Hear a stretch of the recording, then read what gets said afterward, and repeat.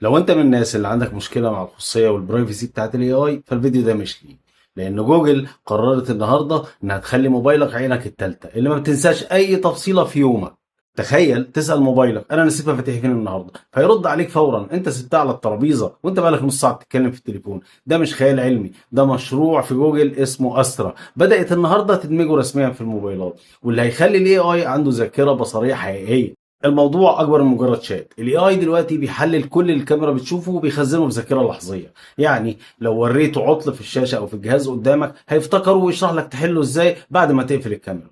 ده مش مجرد مشروع جديد بنسمع عنه، لا ده ابل كمان نفسها بدات تفاوض جوجل عشان تدخل التكنولوجيا دي في الايفون، عشان سيري ما يبقاش مجرد صوت لكن يبقى مساعد بيفهم بيئتك ومكانك وبيرد عليك في اجزاء من الثانيه. يعني لو انت شغال في المبيعات وانت في السوق دلوقتي ومعدي على الرف، مجرد ما بتمشي الموبايل عليها اما ترجع مكتبك الملاحظات البصريه دي هتطلع لك تقرير كامل فيه ايه الاصناف اللي كانت موجوده سواء من عندك او من المنافس باسعارها اللي موجود عليها في الرف.